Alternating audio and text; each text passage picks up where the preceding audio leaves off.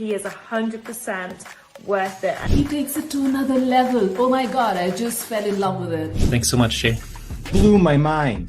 And it worked. I wanted to buy my thing. Jay is, I would say, the Yoda of sales calls, man. Just talking to Jay, he was so good at just taking what it is, seeing the opportunity and the value and the real reason we are making it. Talk to Jay, because he got it. He can definitely help you out. Talk to Jay. You're going to get a lot. You're going to gain a lot. I would absolutely recommend him for any position that you have. Jay's definitely the guy. Give him the chance, give him the opportunity. You won't regret it. He's good at what he does, so I highly recommend him, and I would book him before he is fully booked out.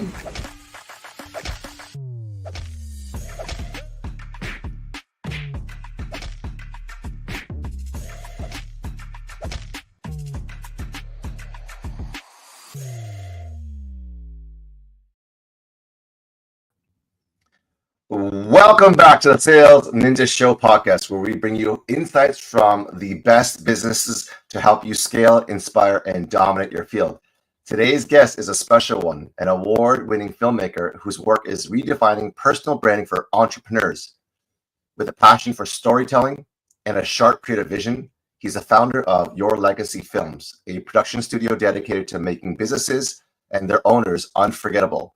He's helped countless entrepreneurs transition from being just another face in their industry to becoming iconic figures with personal brands that demand attention and respect. His approach? Thanks for asking. Crafting documentary-style films that don't just tell your story, but they turn it into a transformational experience. If you've ever thought of building a personal brand, which can sound intimidating, you're about to learn just how simple and powerful it can be. Please join me in welcoming to the stage the incredible man, myth, and legend, Lefteris Koutinas.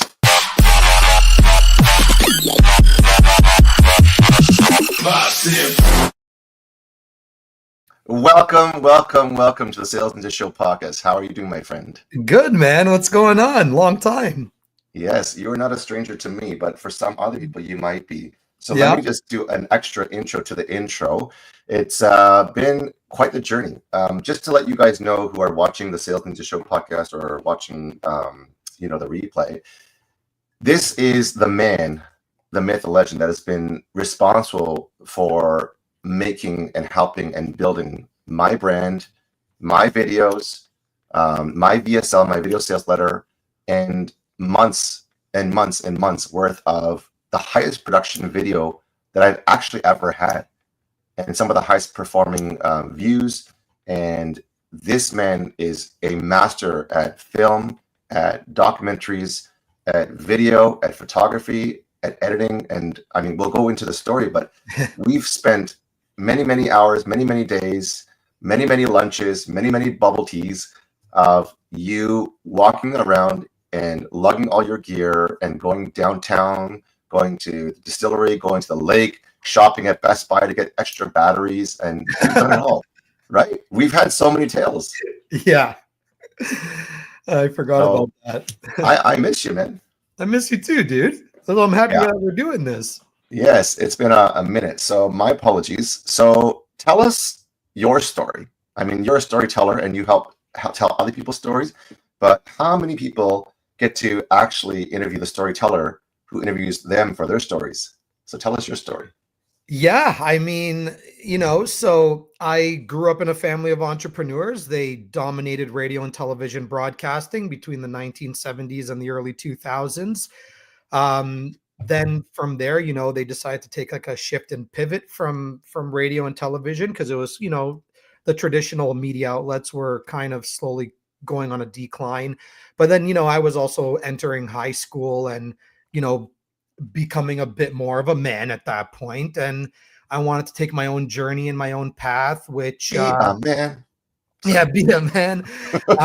Which led me to loving music. And I fell in love with music. And during the time, depending on who's watching this, there were some, pirating softwares like Napster and LimeWire and I'm sure there was a couple other ones back then. But you were able to just download music from like all over the world. Like you couldn't go to Sam the Record Man or or any of those record stores and like find music from like Europe or Asia or anything, right? Like you can only get that if you visited those countries. And at that point I fell in love with house music. I just found like techno from all over the world. Yeah.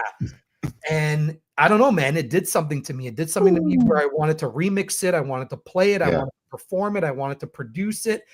And that's exactly what I did. Maybe I did it for my own selfish reasons because I wanted to be the cool kid in high school and get all the girls. And that's, kind of the path that I was leading during that time. But that also led me to, performing all over North America and performing in front of 50,000 people on a beach in Greece, led me to just being on so many amazing stages and being able to entertain so many people in so many different areas and walks of life. And I think that's really where I started to understand more, branding and personal branding, right? Because I actually had to tell a story through music. I couldn't use my words, right? And I think that, using tempos and melodies and all that to kind of craft these stories that would like lead people into sometimes like a different dimension, that really got me excited about the storytelling process. And, from there, as people might know with the music industry, as though it has good times, it also has like bad times. And I don't know if this was literally just like a nudge from God, but he was just like, yo, Lefty, like, I can't let you, I can't let my child like go down this path and go more closer to the evil one. So I gotta take you out of this. And luckily he did, because I'll be honest with you, I was going down a bad path. I've no need to go into crazy details, but I'm sure many can relate. But yeah, at that point I met my wife, and I think that was the calling to kind of get me out of that landscape. And then, yeah, 10 years ago, I kind of picked up a camera, and here we are. Ever since, we've just kind of been on this filmmaking journey, and it's been a great one. Yeah, amazing. So I know we've already had conversations, and I want to talk about the new pivot. You're an award-winning filmmaker, and I lost count after I don't know how many 10. How many awards have you won? And how did you, or how does one win awards in the filmmaking industry?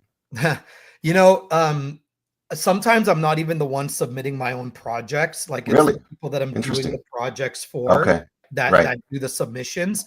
So I'll be honest with you, like I 100% know of 10 awards that I've won. Wow. There probably could be more. But yeah, like like how you win primarily is just we like to bring all our projects through the film festivals, whether they are local, international, national, and of course, you also want to find the right festivals that are made for the projects and are meant for the projects, right? So we, and then you can also kind of like go into those categories, and you can best trailer, best short film, best cinematography, best whatever, right? There's like dozens of categories, and then you submit your film for the category that you're going to go under.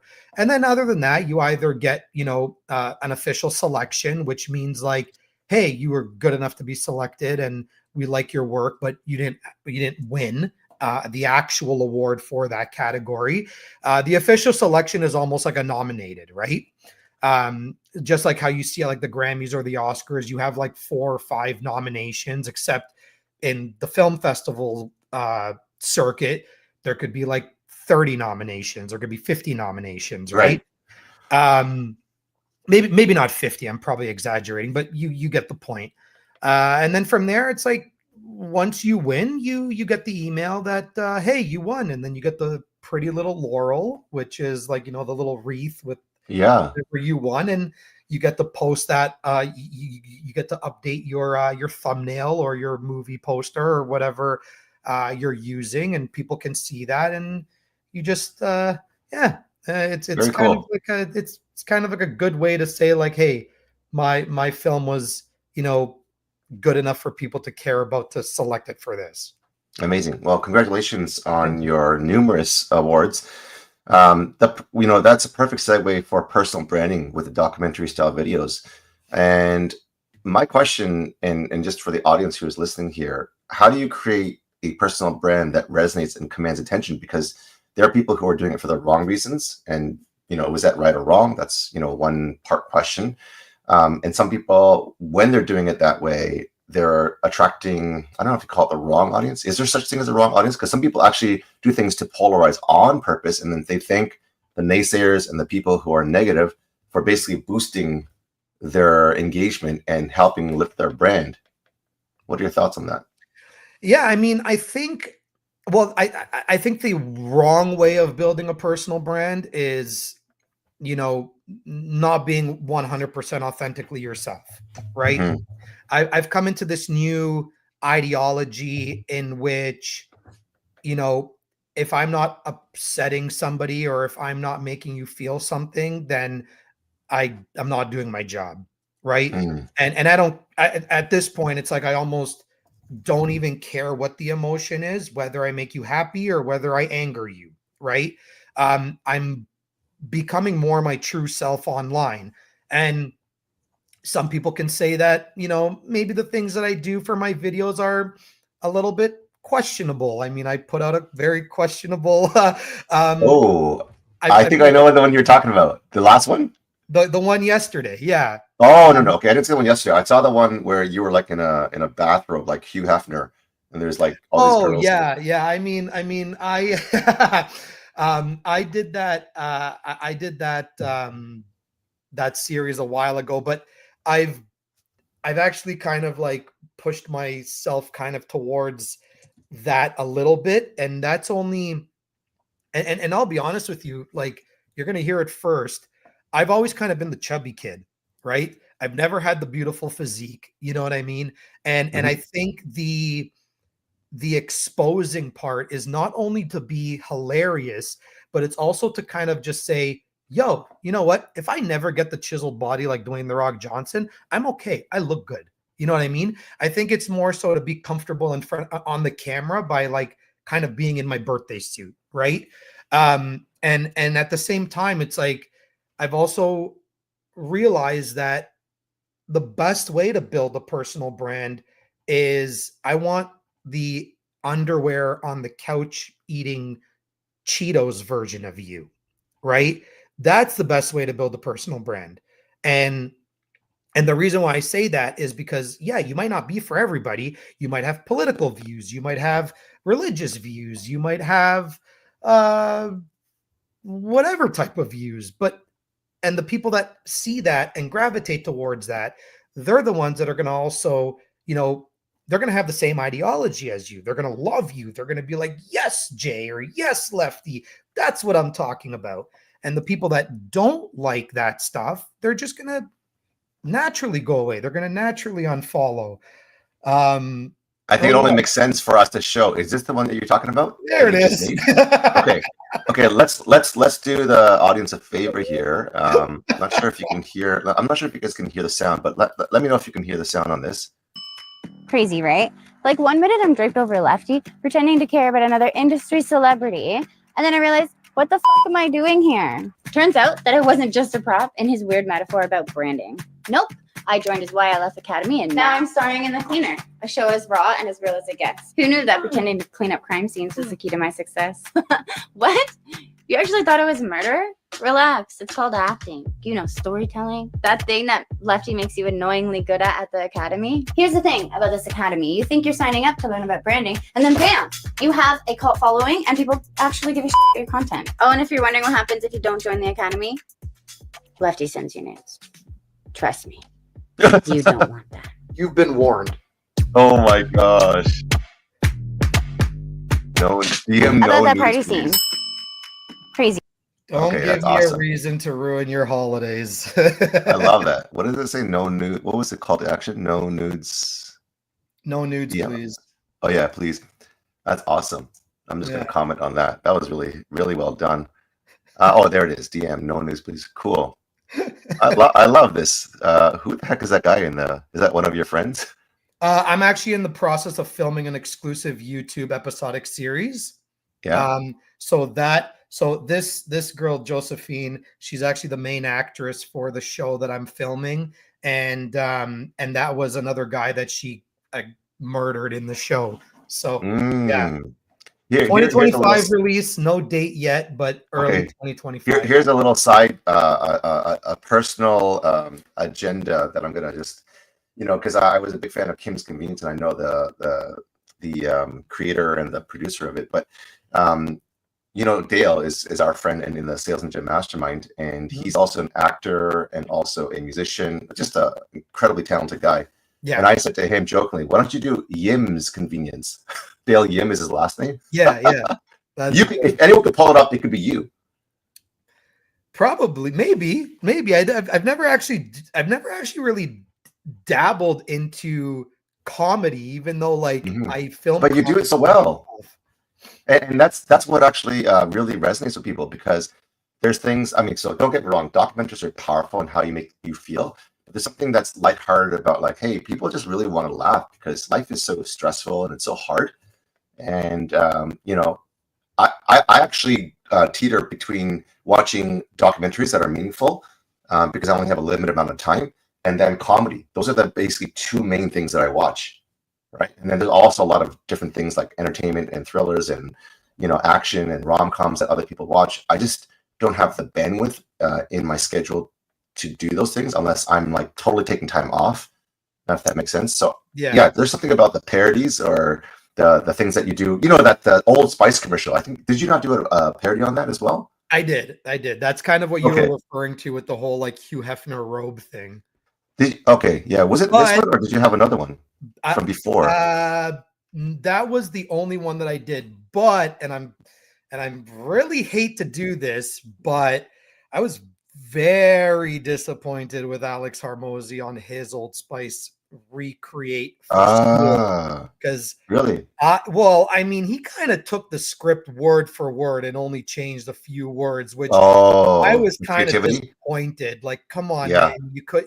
You can pay all this money for great writers, and you literally ripped off the entire script. The script. At least when I did it, I at least did my very best to rejig it to the best of my ability. So yeah, honestly, and I know Alex Hormozy has no idea who I am. Maybe one day he will. And he needs to hire you to be able to. I gotta admit, man, I gotta admit, you lost brownie points with me on that one. Creativity.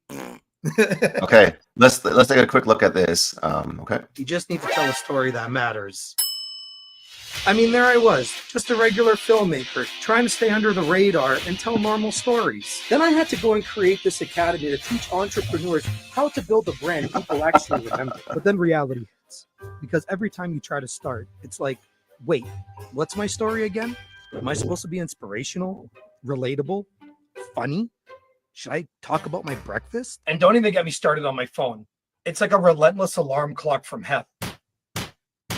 You want to know another thing I hate about the Academy? It's affecting everyone else around me. People start to think that creating something meaningful, something evergreen is just normal. How am I supposed to teach people the struggle of being ignored when they're out there building brands people actually care about? And let me give you one last warning about the Why I Left Academy. Don't do it. You're suddenly surrounded by people that are just as wild as you. The kind of crowd your high school guidance counselor warned you about. So if you're thinking about joining the Academy, where I'll unfortunately be teaching you how to build a personal brand that sticks, don't. But hey, if you insist on learning valuable skills that'll change the way people see your brand, that'll give you more time, more impact, and yeah, probably more money, go ahead. Reach out. Let's ruin your content hustle together. But don't say I didn't warn you. I love that. You come from a different standpoint. You differentiate yourself from the rest with video, audio, and scripting and creativity, which is the beautiful art of who you are and what you do. So well done. Thank you. Well, I mean, film is essentially an audio visual experience, right? It's you can't That's have the one basic without the instincts move right there, right? yeah, yeah. You really can't have one without the other. It's one of those things that, like, yeah, you just everything plays a role, and I think a lot of people undervalue it, and I don't know who created this, this ideology that, like, hey, you can half-ass things, but I think people are kind of slowly starting to understand that, like, yeah, like, even though I do have a phone, even though I can do this on my own, like, there's literally a lot more to it than just picking up a phone and hitting record. Like, there's so much more to it than just that. Okay, so tell us more, because I mean, there are people who literally do that, and that already is a feat in itself, because some of them don't even know how to use the phone. Some of them don't know what the functions are in the phone or in the native apps. How does, like, a new person that wants to get out there, get their message across, build their brand, outside of obviously hiring you, what are some practical tips to help them build their brand and generate sales? Obviously, this is a Sales Ninja Show podcast, so it wouldn't be one without having some sales mentions of how storytelling and documentaries can lead to building that brand to help increase their business. Yeah, that's a great question. So the first piece of advice that I would give is switch from talking about facts to talking about experience, right? A lot of people get into this, especially as, like, a newcomer. You really start feeling imposter syndrome. But, like, why do you feel imposter syndrome? You feel it because you think that whatever you're going to say or whatever your content is going to put out is not good enough. Why? You fall into the comparison trap, right? So what ends up happening is you put out your 3 reasons why video, or you put out what you learned in 2024 about operating a business, for example, or how to make $1 million, or whatever the case might be. You put out that video. Now, all of a sudden, you're going to see another 30,000 videos that probably say the same exact thing. And that person might have better audio. They might have better video. They might have, who knows? Maybe they have better information, or it's perceived that they have better information. But the truth is, they're saying the exact same thing as you are. But you feel like an imposter because that video might have done better. That video might have gotten better results than the one that you put out there. And then you start feeling like an imposter.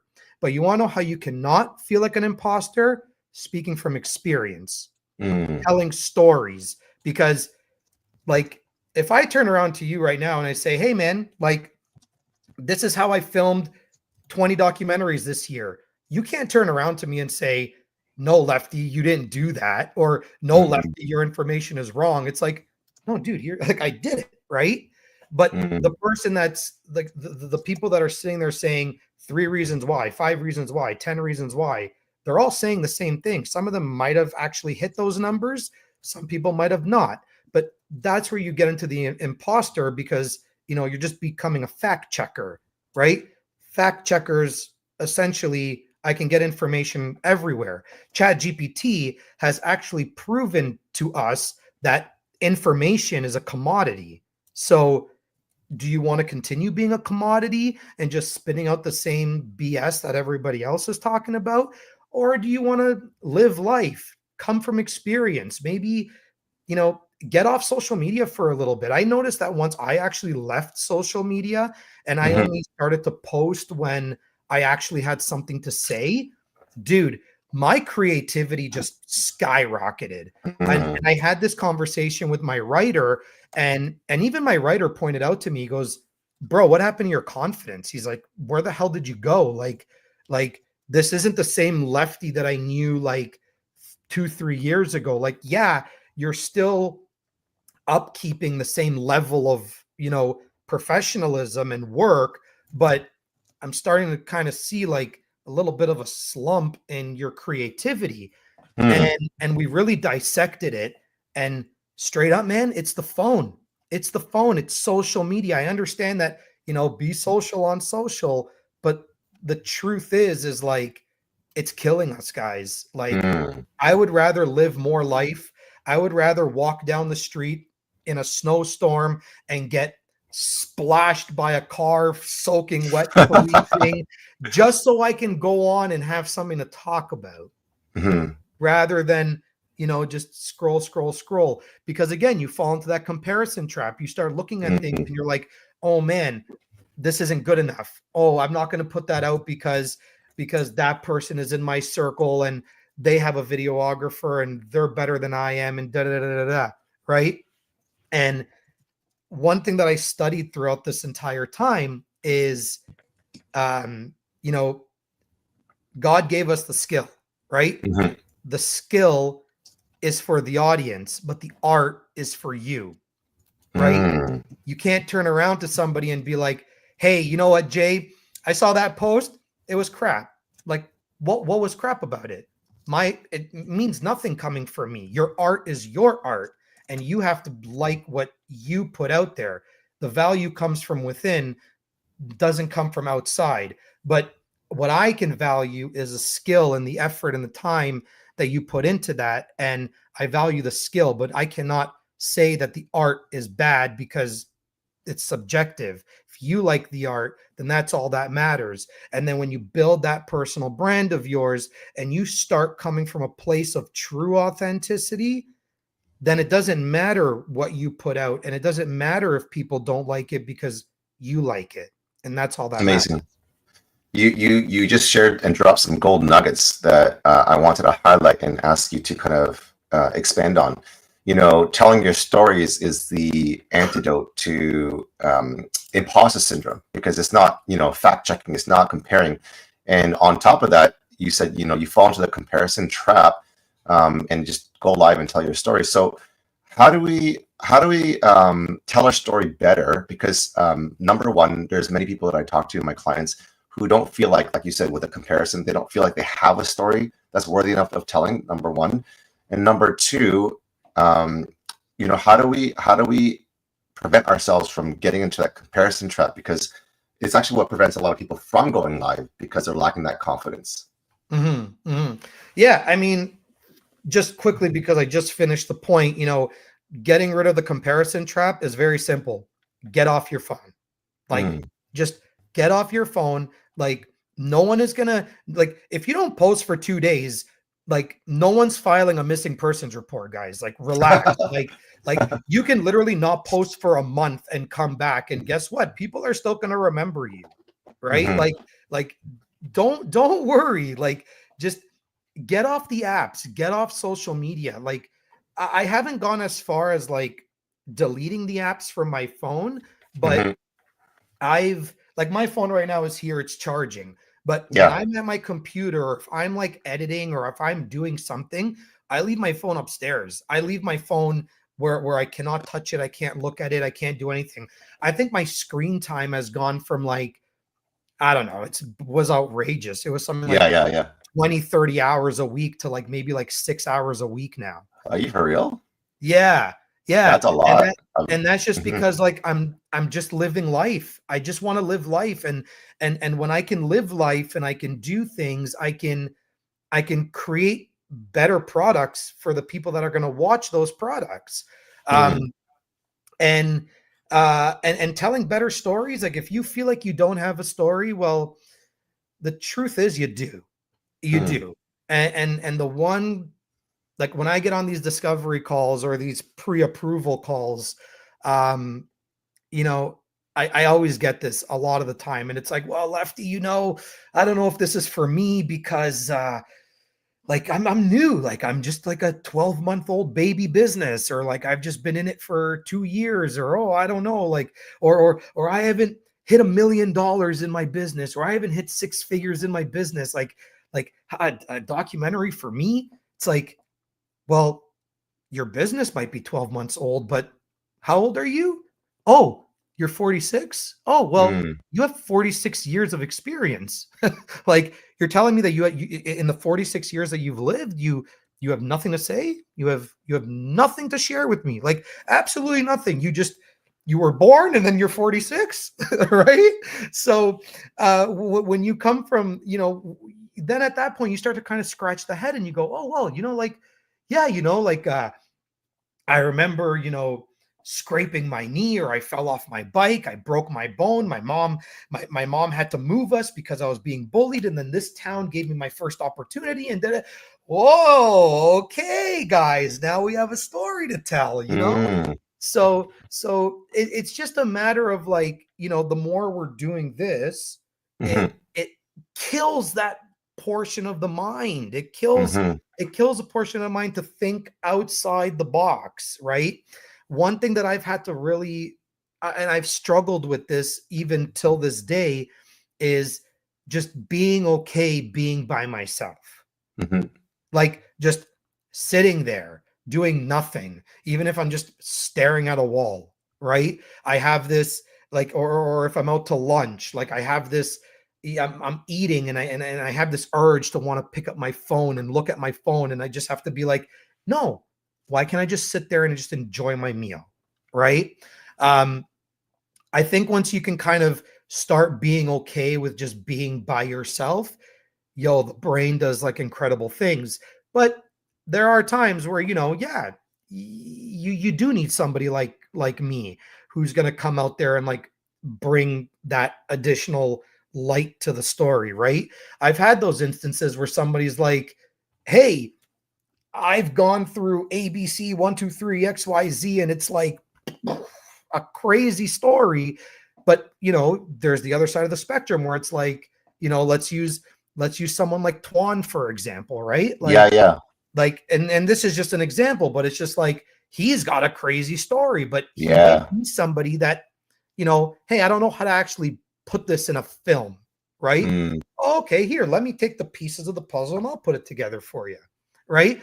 So there's two sides to people. It's the people that don't know what they don't even know that they have a story, and I'm here to kind of rip it out of you. And then you do have a story, but you don't really know the angle and the twist and the way to actually, like, make people care about it.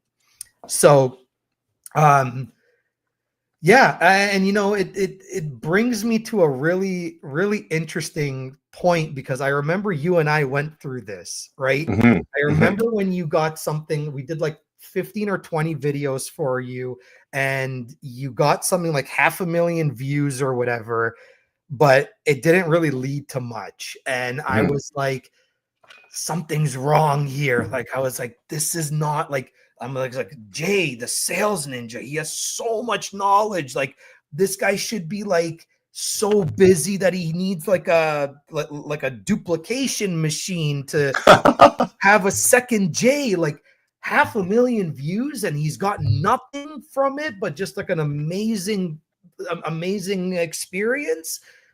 And that's when I remember being like, yo, Jay, like, we need to tell your story, right? We need to tell your story. Like, and I remember at that point, you yourself, because I know you're a numbers guy. Yeah. Oh, I don't know how this is gonna, like, resonate to ROI. Like, it's a story. And I remember you having this conversation.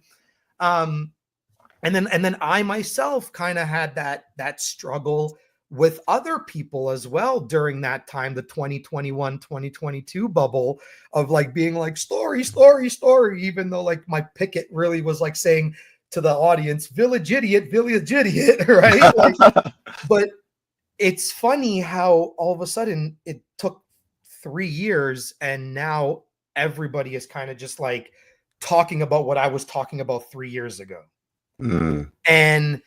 And that's kind of like the power of it. That's the powerful moment of, like, to kind of just, and I mean, I know that you tell so many stories, and I just love every time you put something out, because it's incredible.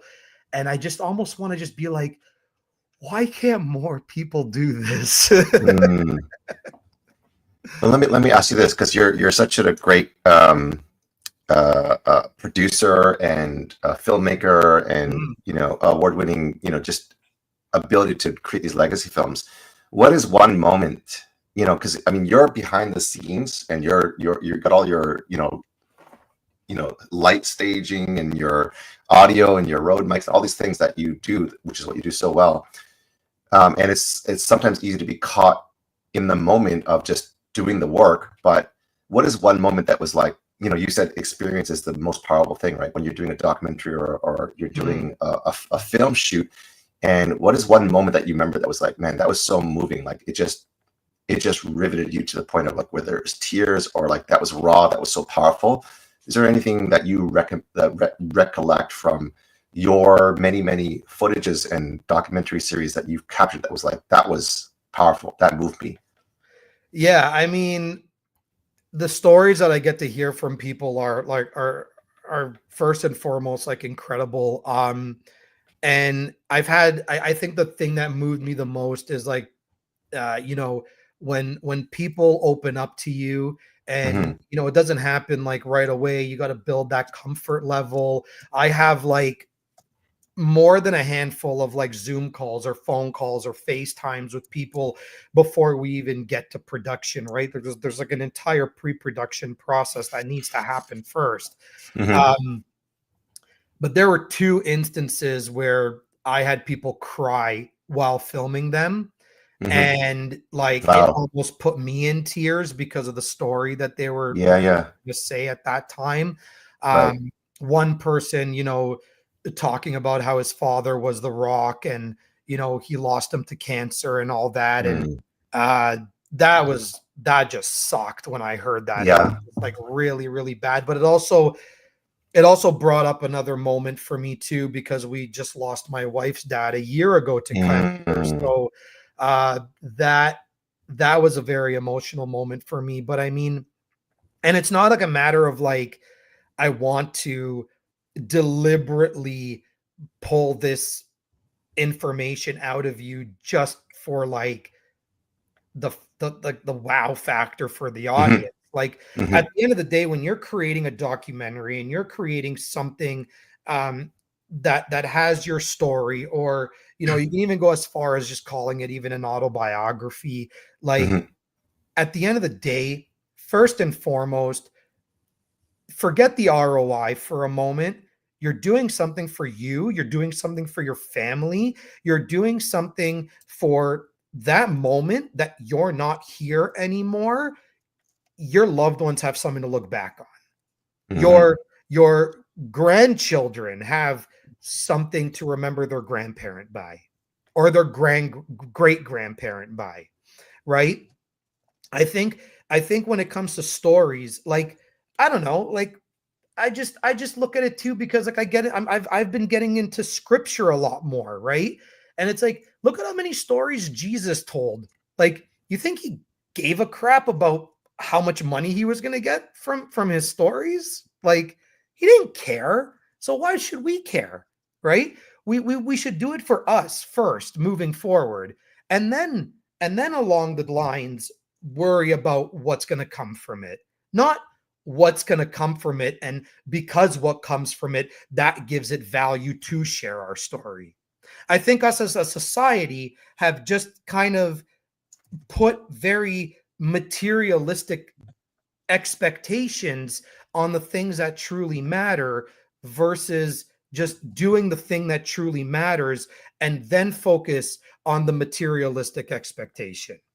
And I think when people can start looking at their brands that way, and they can just be like, yeah, I did that video, or yeah, I did that documentary, and yeah, whatever, it has 30 views. Yeah, whatever. I haven't booked a discovery call from it yet, or it took 10 years to make my money back, but I still did it. I have something for me, something that matters to me and my family and my audience and my loved ones and all that.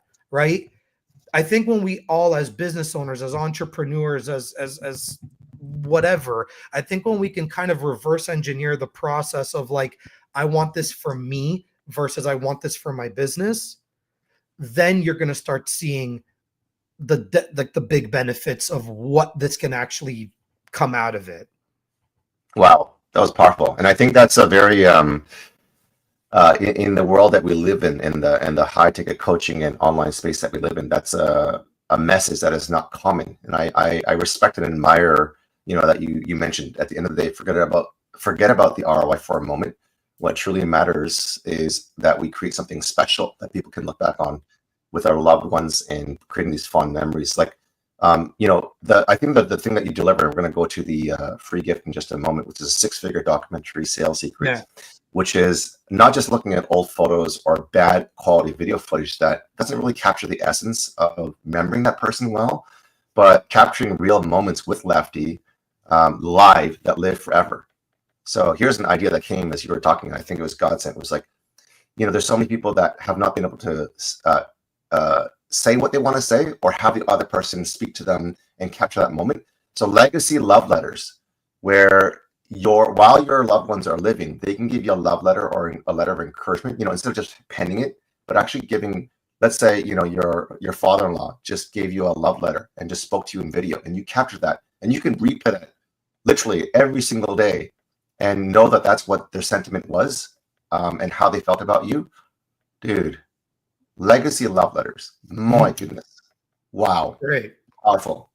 That's great. That's great. I think like another reason like I started thinking about this too was just like, let's take weddings for example, right? Like you'll go and spend, anywhere from $3,000 to $10,000 on video production without an ROI, because there is none, for a 50% divorce rate. Yet you still spend $10,000 on a film that ends up in a 50% divorce rate, which is sad. I don't agree with it. But when you can start thinking about it from that angle, why would you not treat your brand with the same love that you did when you were about to say I do? Right? We should just be saying I do to our brands. And when you can say I do to your brand without any and zero expectation, man, you'll like God will move mountains for you. Like absolutely. I truly believe that. Amazing. So you've heard it here, guys. If people are spending 3 to 10K on a wedding video that, as we know with the divorce rate is 50%, that's not a great rate. The success ratio is very, very like a split. If you're treating yourself to I do, then imagine what you can do for your brand and something that actually will last the length of time, because you can't divorce yourself, right? Imagine. There we go. That's a parody for another video. I love that. So tell us about the free resource that you're giving and gifting to our audience with the 6-figure documentary sales secrets. Yeah, the 6-figure documentary secrets is essentially like a little mini, maybe you want to call it blueprint or roadmap. It's just kind of like how to think about how you can make 6 figures literally with just one film. That is it. If you never did anything ever again, if you stopped posting on social media right now and you just focused on that one film, you can make 6 figures. And I know it sounds crazy. I know you're probably like, Lefty, you once again, I'm going to treat you like the village idiot. But think about it. We put time and effort into something that we are proud of. And then what happens? We put it on our stories, and we put our story up once, and then we expect people to just like gravitate towards it. Like, are you not proud of the work that you did? Like you should be constantly excited and advertising that one film and that one piece of art that you created. So I kind of started looking at it like this, where I was like, okay, we here are so focused on producing quantity versus quality, where I would rather do 50 reels and get 100 views on each of those reels as opposed to one video that could have 50,000 views? There's something wrong here. So imagine filming one video, one documentary. For me, it's a film. It's not a video. Imagine doing one film all of 2025. Do not do a single piece of content, and focus on promoting and advertising just that one piece of content. I can almost guarantee that because of the amount of people that it would reach, you would be crazy to not hit 6 figures by the end of the year. Amazing. Well, you definitely have the skill and the talent, and I love that you're an artist. You came from being a wedding videographer, photographer, music lover, DJ. Your family has the DNA from many moons ago to be able to be who you are, do what you do, tell your stories, to build these legacy films, to become an icon and share these secrets. So how do people get a hold of you? Yeah, so very simple. Your Legacy Filmmaker on my YouTube channel, Your Legacy Filmmaker on Instagram, my name, Lefteris Koutinas, on Facebook, or you can simply just go to yourlegacyfilmmaker.com, and you can check out my films there, and you can also book a time to chat with me if telling your story is something that you feel is the right thing to do next year. Okay, cool. And before we let everyone go, I know this is the answers can vary, but like, what kind of time does it take to build a documentary, and how long are these documentaries that you do for different people? Oh man, that's a great question. I mean, there's so many different avenues and ways of going through things. Like you can do, a short film, you can do a feature film, you can do episodic series. Typically the films that I have produced have anywhere between an 8 to 12 minute running time. But I've done feature films as well, which have been more in the 45-minute to 90-minute realm. It's really tough to say how long it could take, right? We start everything with pre-production. At the end of the day, nothing happens without pre-production first, which means we have to run through all our logistics. We have to figure out the story that we're going to tell. We go through location scouting, color palettes. We literally brand placement. If let's say you're affiliated to a certain brand or business, there are so many things that we have to work out first. Only then, once that's all done and covered with, then we can move on to the production phase. Sometimes pre-production can be as little as 30 days. Sometimes pre-production can be as long as 90 days. It really depends on how quickly we can collaborate together to be able to tell the story that we're going to tell. And then production, a feature film can literally be done in 20, 21, or 22 days. That's literally how long a movie that has a theatrical release takes to produce. But we could do it in 21 days, but typically that's like there's nothing else happening during that time. Like we are just focusing on your project. And we like doing that too, because we don't want to be doing 2, 3, 4 projects at once. We like kind of focusing our attention on you and only you. But yeah, typically 30 to 60 days is that time frame. And then, add another 30 to 60 days in the editing suite. So yeah, you're looking at about 4 to 6 months. That's the minimum time requirement to do these types of projects. But once they're done, they're awesome. They're fantastic. They're exciting. I got to go to Egypt for one of them this year. Yeah. So yeah, we'll have to talk about that on another podcast episode on the next one. Yeah, of course. But no, I've got to travel a lot. I've got to see so many different people, different places.